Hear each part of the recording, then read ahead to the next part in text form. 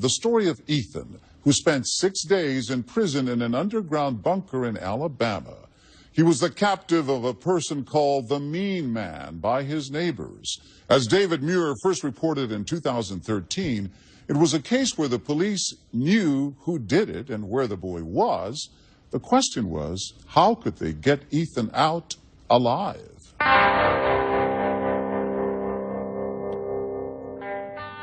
Few had ever heard of Midland City, Alabama, a peaceful southern town, population 2,300, a town that relies on its faith. And no one here ever dreamed that faith would be tested after what happened on an ordinary school bus at the end of an ordinary school day. It set off a 6-day siege of terror. The dangerous situation is still unfolding this morning in Alabama. It involves the words no parent wants to hear. A man with a gun, a child on a bus, and a child kidnapped. It all began when bus driver Chuck Poland, 66 years old, known for calling the school children his kids, brought the bus to a halt, flagged down by Jimmy Lee Dykes, who lived along the bus route. Dykes would immediately make demands. He wanted 2 of the children on that bus. I need 2 boys on this bus. I mean, right now. Right now. I don't want to kill you. It's my responsibility. I can't help that. I can't help I can't turn them over to somebody else. And sitting up front in his favorite seat, a 5-year-old named Ethan. Tell me where Ethan was sitting, and did he usually have a name tag on his seat? He had a name tag up here where it said Ethan. Terica Singletary was on the bus with Ethan. She showed us where she was sitting in the back. She could hear those terrifying demands up front. You said he kept threatening. And what was he saying? It sounded like he was finna really kill us. She showed us how she and the other children crouched behind their seats, her fingers to her ears, afraid gunshots were coming. And as the driver tried to throw the bus in reverse, he was shot several times. He was dead, and the gunman grabbed the first child he could get to, little Ethan. Could you hear Ethan? Mm-hmm. And what was he doing? He was just like, please just let me go. I just want to go home. And he's like, oh, just be quiet. And he was just dragging him to the fence, trying to cut the fence open. Oh my gosh, what's going on? The bus driver's there. Oh my gosh, hang in there, baby, hang in there. Just get down, get down.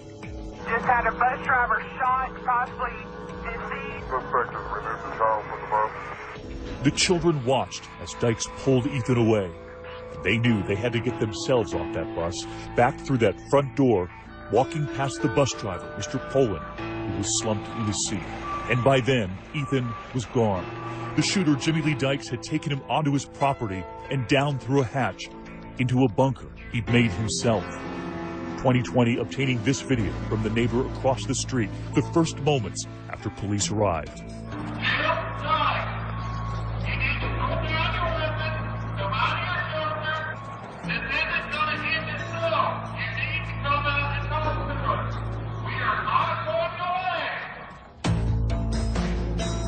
The entire neighborhood under lockdown, and Rhonda Wilbur, who lives across from Dykes, got a frantic text from her husband and son, who were still at home.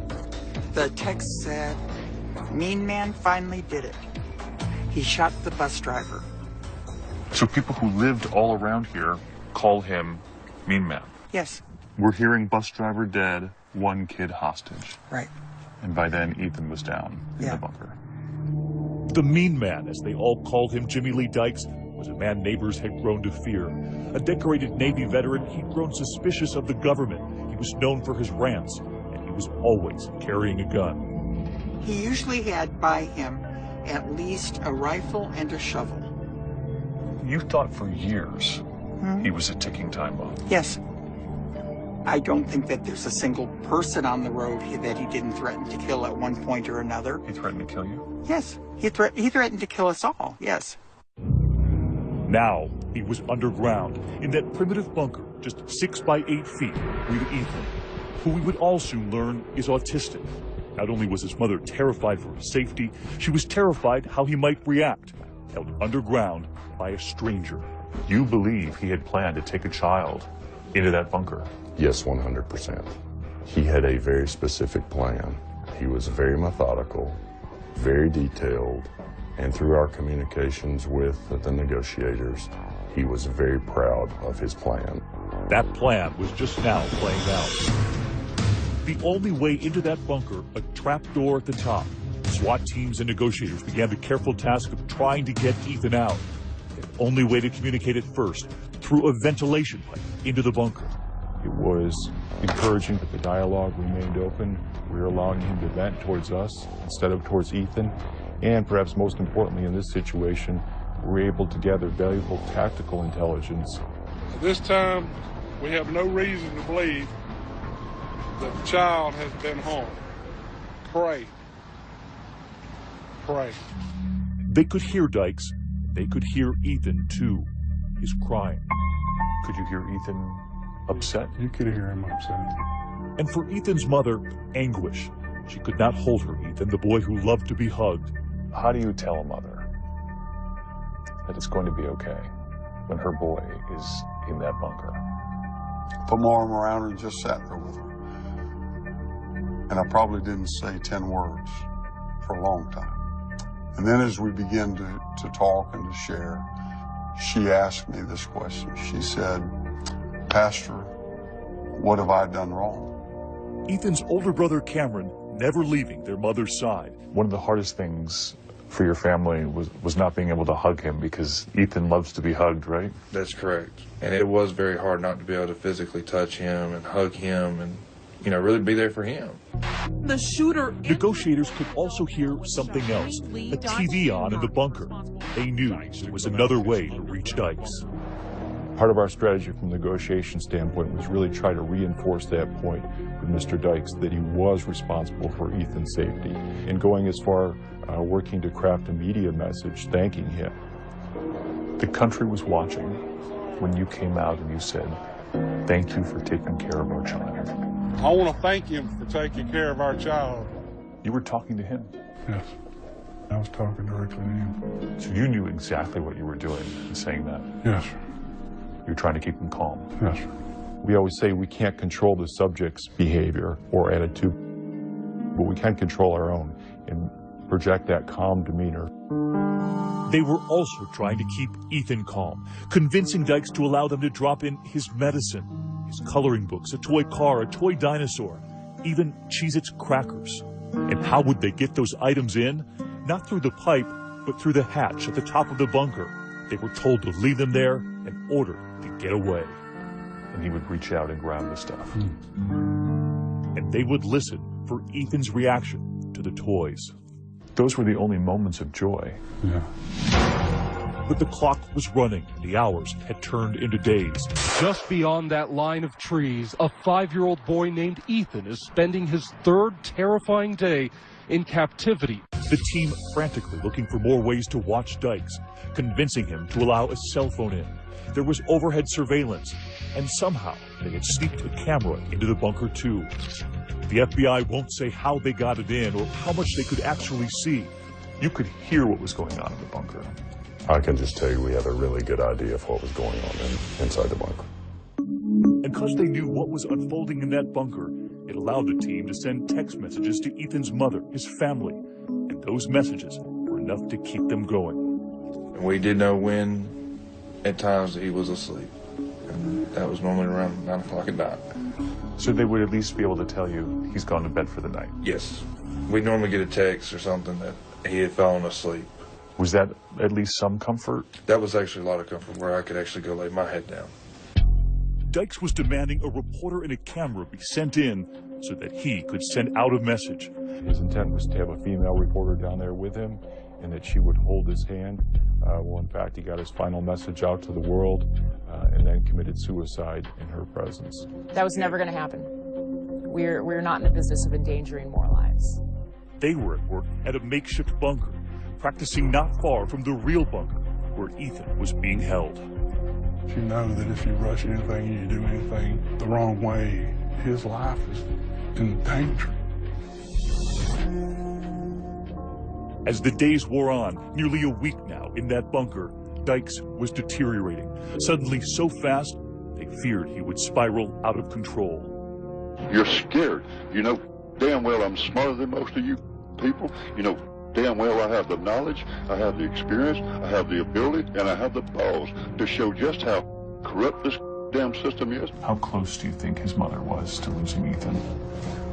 I thought he was going to die. We all thought he was going to die. He made it clear he was going to harm Ethan? He made it very clear that he was going to execute his plan, and that was the day. When we come back, what suddenly frightened those agents enough to act? By the end of this day, there's going to be a determination as to just exactly what the hell is going to take place. I thought the child was in imminent danger. And what did they do to trick the gunman? Stay with us.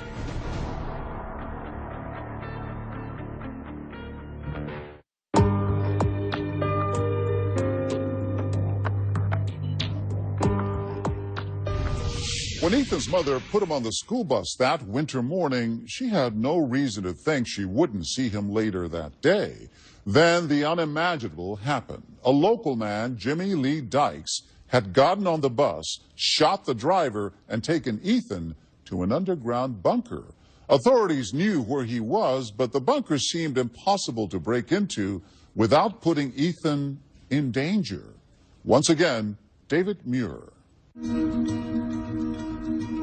On the 6th day of the standoff, Ethan, just 2 days from his 6th birthday, and his mother, his family, an entire town, unsure if they'd ever be able to throw Ethan that birthday party he'd so hoped for. As an innocent kid, let him go back to his parents. He's crying for his parents and his grandparents, and he does not know what's going on. Behind the scenes, FBI agent Steve Richardson was growing increasingly worried too. As he monitored that bunker, he could see, he could hear Jimmy Lee Dykes growing increasingly agitated. He was holding a gun, and he was bragging about his unfolding plan. By the end of this day, there's going to be a determination as to just exactly what the hell is going to take place. You just go ahead and send some mother down that funnel up there to their death. The time for negotiating was suddenly over. What did you hear that told you you had to get the boy out? Our negotiators, our behavioral analysis personnel were all telling me the subject's not going to come out. It's not going to get any better. It's getting worse. He made it clear he was going to harm Ethan? He made it very clear that he was going to execute his plan, and that was the day. I thought the child was in imminent danger. It was his call to make, and at 3:12 in the afternoon, nearly 6 days to the hour after Ethan was dragged off that bus, and a small elite team that had been practicing in that makeshift bunker was moving in. They told Dykes what they had told him before, that they were there to drop off more of Ethan's medicine, but they were waiting at that small hatch. When Dykes approached it, they set off 2 flash grenades to distract him, to blow the hatch open. A gunfight ensued, Dykes firing at the team. They fired back, and then silence. For everyone listening at the command center, their most worrisome moment. I cannot tell you how long it seemed from the time of the breach till the entry. Then one of the agents radioed in. The best words I've heard were, "The child's crying. The child is crying." You knew he was okay? He was crying. He was breathing. I knew that was good news. And for Ethan's mother, who'd been relying on every text message sent from that team, this time she would get a phone call, and Ethan's older brother Cameron was right there. You were there when she got the call? We were all there when they told us. What did they say? They said, "We have Ethan." And down below, an alarming find. 2 bombs authorities believe were part of the plan. One in the bunker, the other in that ventilation pipe. And they've discovered writings left behind by Dykes that the FBI told us might one day shed light on his motive. Meantime, the town, Ethan's family, moving forward with plans for that 6th birthday party. Ethan is playing again, the family telling us he hasn't spoken of the bunker or of that man. Instead, focusing on his new toy cars and finally celebrating that birthday at the town church. His only other trip, they tell us, to Toys R Us. And from his family, the message for the team that saved their little boy. Thank you for bringing the boy back.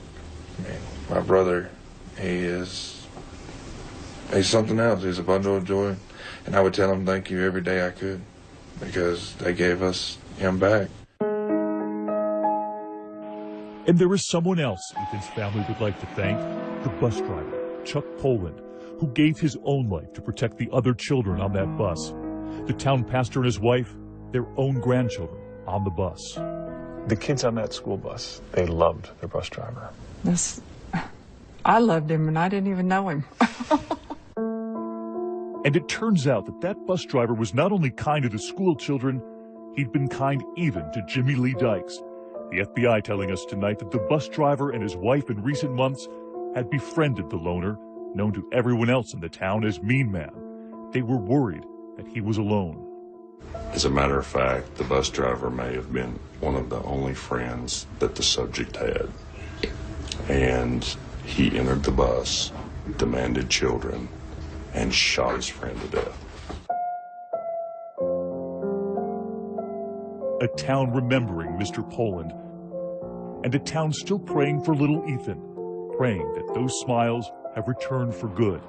His mother saying she can't describe how incredible it is to hold him again, her sweet boy. Finally, the family able to hug the boy who loves to be tucked in at night. How many times have you hugged him? I've lost count. What would you like to say to the town? Thank you. Thank you, Mom. A simple thank you, now that Ethan is home. When we come back, how does a child recover from an abduction? 20 years ago, she was snatched off the street. It turns out to be Katie. Click. That's all we had. She was held captive in a dungeon that police could not find. I would scream on the top of my lungs, help me, I'm down here. The incredible story of Katie Beers. And later, the sister who witnessed the kidnapping of Elizabeth Smart. Dad, Elizabeth's gone. How did she help catch a madman? Stay with us.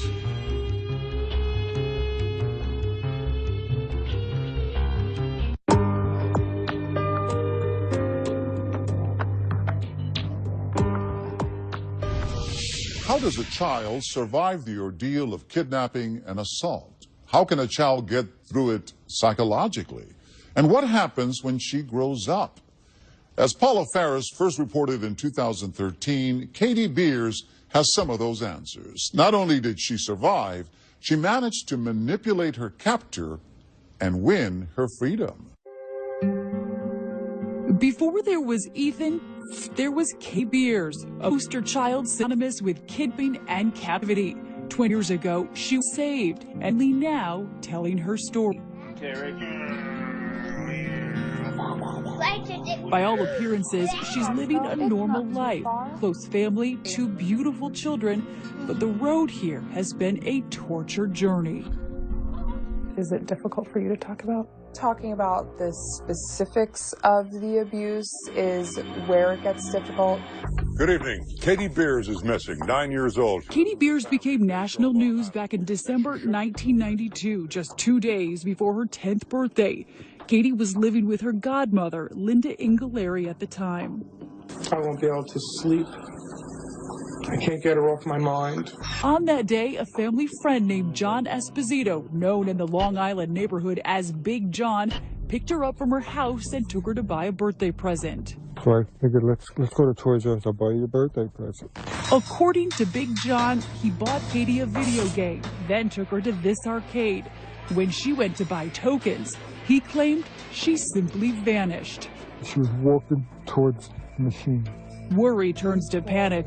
Get in touch with me any way you can. Katie's godmother gets a message on her answering machine.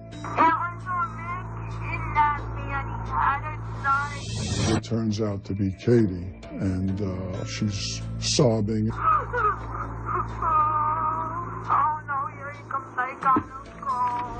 Click. That's all we had, and that results in Linda Ingalleri calling 911. Detective Lieutenant Dominic Varone and his kidnap investigation team have plenty of questions for John Esposito, the last man to see Katie. He said, something dirty happened to her.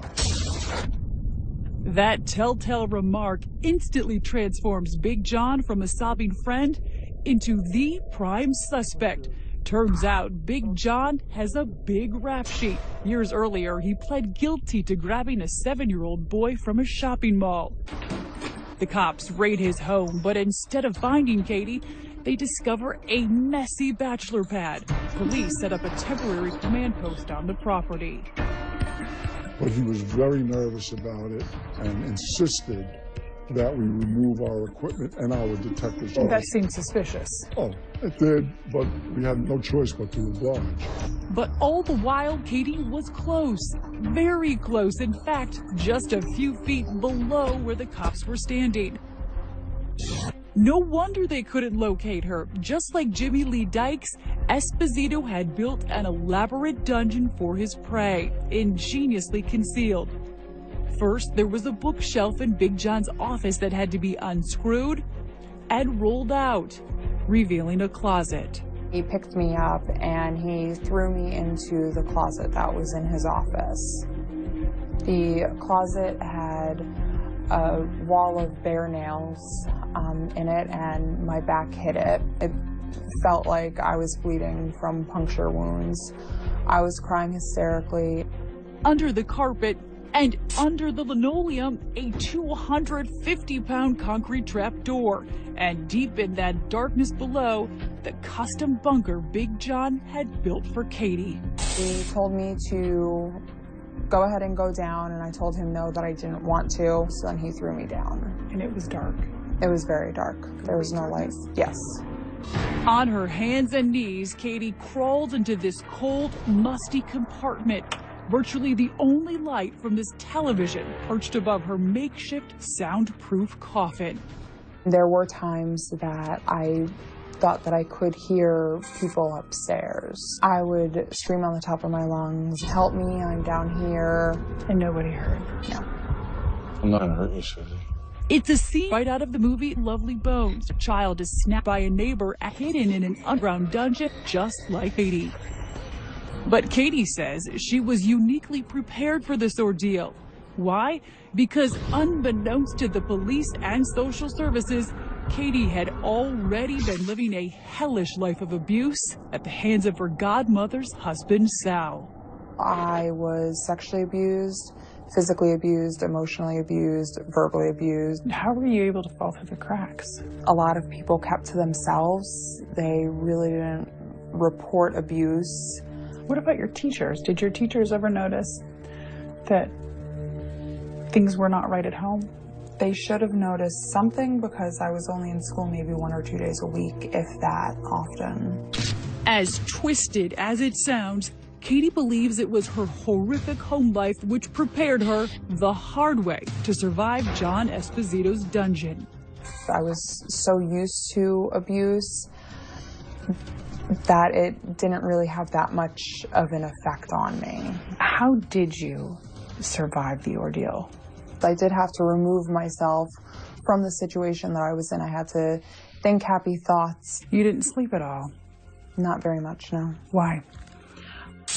John wanted to take a picture of me laying on the floor looking like I was dead.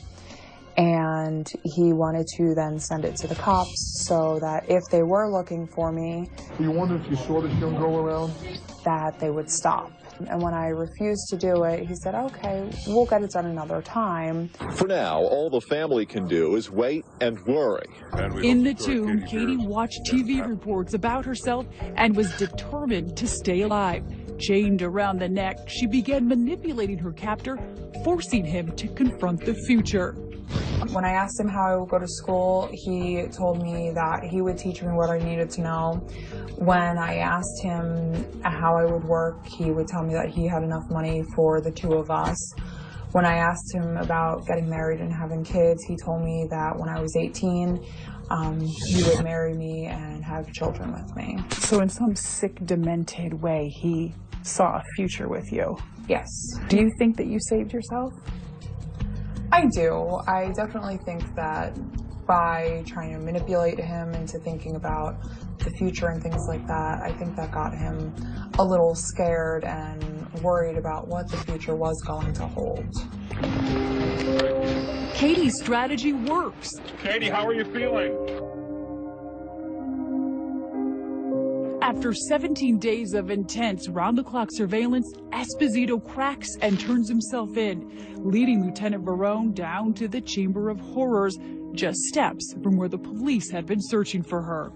She was just yards away. Did you feel duped at all?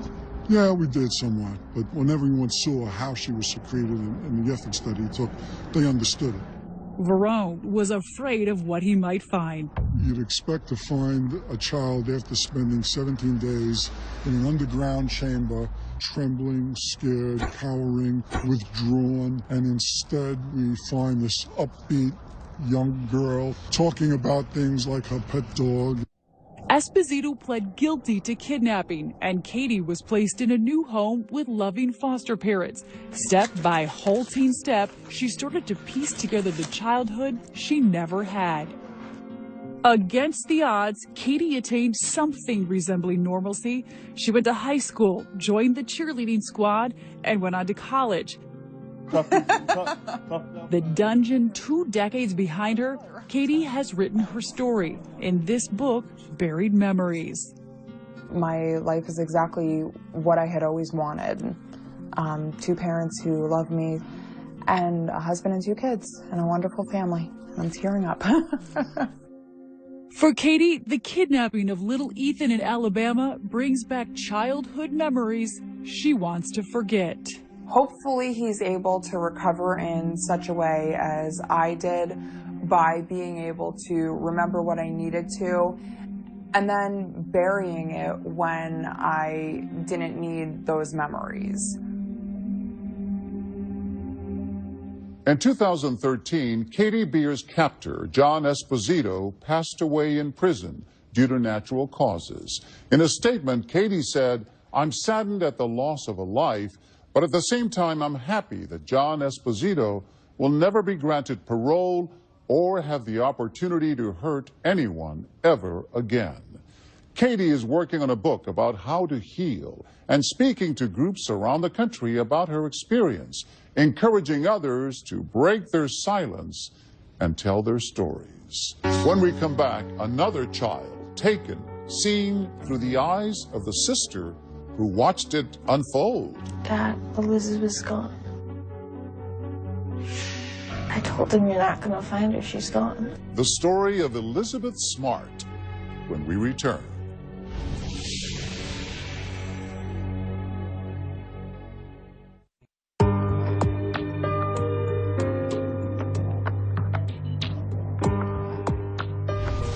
Elizabeth Smart.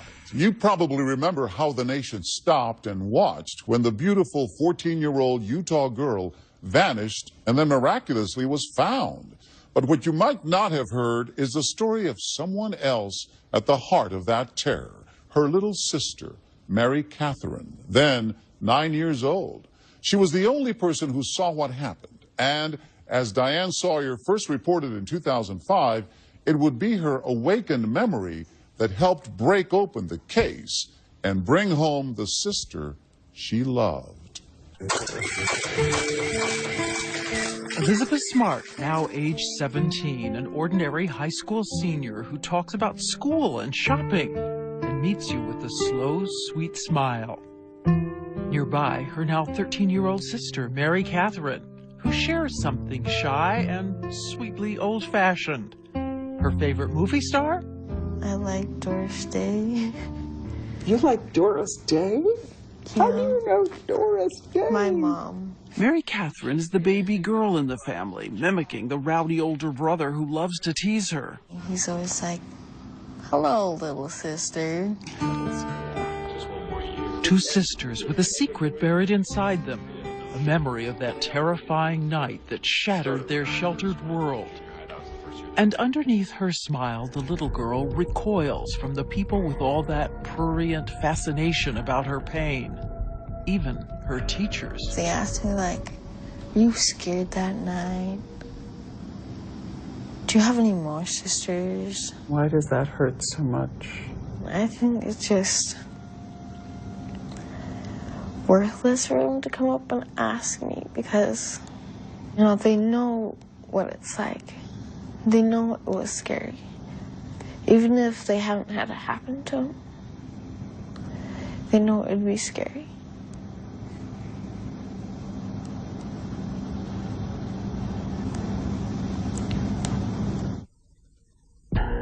On a warm summer night in June, then 14-year-old Elizabeth and her 9-year-old sister Mary Catherine were sleeping in their shared bedroom when a man quietly entered through a kitchen window and mounted the stairs to their room. I was sort of awake and I saw this guy in my room, like, who is he? I had no idea what he was doing in my room, and I saw him come over on my side, and then I saw him walk over to Elizabeth and he tapped her and she's like, what is it? And I guess she thought it was me. The man forced a frightened Elizabeth to get out of her bed and get shoes. If I was her, I would have, like, screamed my head off. I don't know how she did it, but...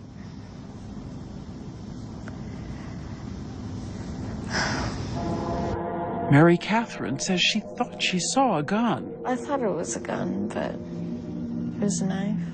She also thought he was all in white. But he's wearing black, so whatever it is, I will probably never know. Sometimes we can't explain things, don't you think? Mm-hmm. She gets up to tell her parents, but when she reaches her bedroom door, stops in terror because she sees the kidnapper still forcing her sister down the hall. So she flees back to her bed. I was very shocked and I was so scared. I just, like, ran back in my bed and, like, hopped, like, underneath my covers. And I waited for a very long time. She didn't know that 2 hours would pass. Later, the family would reassure their tiny daughter that she had done exactly the right thing. You know, thinking about you in your bed, because sometimes in my dreams, you know, when I'm really scared, I can't scream. I want to scream, but I can't. Was it like that, too? It was sorta. But, you know, I thought, you know, be quiet. Because if he hears you, he might take you too, and you're the only person who has seen this, and you have to tell them so they know. And yeah, and I was, like, shaking. At about 4 a.m., she ventures out again to her parents' bedroom. They were asleep. I wake up, my dad's like, what is it, Mary Catherine? I'm like, Dad, Elizabeth's gone. And he gets up and he goes racing into our room, and I told him, you're not going to find her, she's gone. Lois Smart, Mary Catherine's mother, tells how the family followed police instructions about a frightened little witness. They actually said, do not talk about it, because the more you talk about it, then she will glean information from, you know, those people around her discussing it, and then she will not be able to maybe remember what she actually did see or hear. She tells police the man she saw was about 30 to 40 years old. He is, in fact, 49. You know, we're talking a 9.5-year-old, dark, in a dark room, and so at this point we don't think that a sketch artist would be probably of that much value. But as we said, she got the clothes all wrong. She even thought he was wearing a kind of golf hat. He was not. But when police make an arrest, Mary Catherine insists correctly that they've got the wrong man. And so the weeks go by, and hope is receding. The community continues its frantic search, never guessing that Elizabeth is not only close, she could actually hear them calling her name. There are yellow ribbons, candlelight vigils, reward money offered for Elizabeth's safe return, $250,000 raised by the local community. While at home, a little sister lives in quiet agony. Do you sleep with the nightlight on now? No, I used to. Until my nightlight, it started to melt, and then I gave up on it. We bought a dog for her, a little tiny schnauzer that, you know, stayed in her room with her. And I think that was very helpful. And he was very protective of her and barked, and so it was a good thing. When would you get the saddest? Just when people would come up to me and just be like, Elizabeth Smart's sister, huh? I'm like, yeah, because they remind me of it. Or else when I'm alone, when she was gone.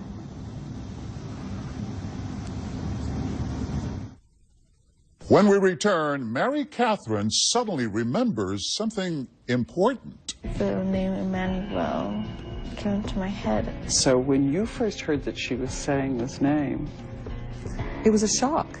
How could that be? Stay with us.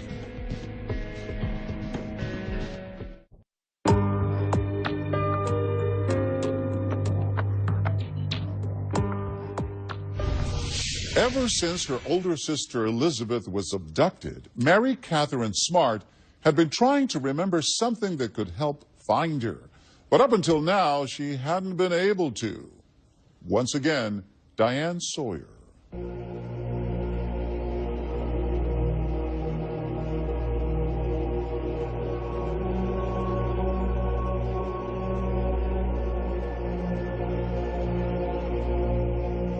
As we return, it has been months since Elizabeth Smart was kidnapped, and many people fear she has died. No one more than the little sister who tried but couldn't get the description right. Top memory expert Steve Cece. Her memory was probably a tossed salad of perceptions. When you have this tossed salad in the aftermath of trauma, sometimes what you do is you start gluing pieces together into a composite that, in fact, doesn't resemble the actual experience. Later, when you feel more psychologically safe, you're capable then of seeing things and linking them that you couldn't in the hours after a traumatic event. One evening, Mary Catherine Smart is idly leafing through a book, waiting for her dad to tuck her in. And you pick up this book. Can you tell me what happened when you picked this book up? I was like cleaning my room that day, and I had found the Guinness World Record book in my room, and I just started to look through it. I was thinking of who might have taken Elizabeth. It was on a page with this really muscular lady and like a Harley Davidson person, and I was thinking, like, who has been to the house and who was like suspicious, or the name Emmanuel came into my head. And so when you first heard that she was saying this name, it was a shock. How could that be? He was a Bible-quoting drifter Lois Smart had tried to help with some work. Why do you think a picture of a muscular woman made you think Emmanuel? I don't know. The only thing that when we discussed this once, she said, well, I think I may have been looking at the book when he was working on the roof with Dad. It had been almost a year since he came to work on the Smarts' roof for only a few hours. I couldn't even remember him. I couldn't, when they asked me if I could help the sketch artist come up with a face, I could not do that. The Smarts rushed to the police with Mary Catherine's memory. The police agree to run a search on the name Emmanuel, but mistakenly spell the name with an I. And they miss a chance to identify the self-proclaimed prophet who called himself Emmanuel and was right there in their records, along with his real name, Brian David Mitchell. And though the police remained skeptical of Mary Catherine's memory, the Smarts had such faith in their little girl, they took the investigation into their own hands, hiring their own sketch artist. America's Most Wanted picked up the story. The Smarts were hoping someone would recognize this face. 3 weeks later, a woman spots a strange man with two veiled women in downtown Salt Lake City. 911. Yes, could you tell me, is this like how, if I think I see that Emmanuel they're looking for? And he's walking with two ladies. Okay, hold on a second. Does he have a robe on? He has, like, quite a bit of something on. They're carrying sleeping bags and bags, and he's got a big, bushy beard, a mustache. The police rush to the scene. They question a nervous teenager in sunglasses and a gray wig. At first, in fear, she denies she's Elizabeth Smart. The whole time we're talking to her, her heart was beating so hard you could see it through her chest. Finally, she burst into tears with a biblical answer, "Thou sayest." She had been found just 15 miles from home. Later, court records would show that Mitchell had imprisoned her at times in this underground hole covered with boards and dirt, and at other times chained her to a tree. He made her his plural wife, hammering her with scripture and fear. We're here to announce officially that we have found Elizabeth Smart. It's real. It's real.